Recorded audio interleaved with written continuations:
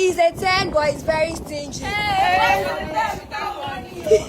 He's a 10, but he stays in the family house. And he's a 10, but he's a Yahoo guy. Because of money.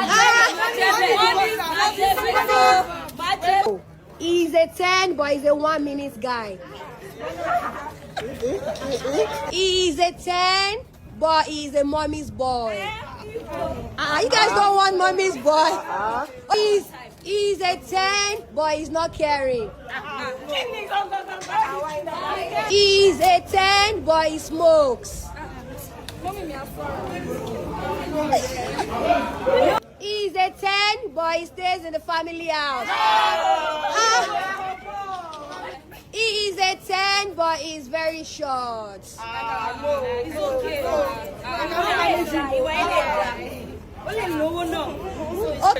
He is a 10, but he's mannerless.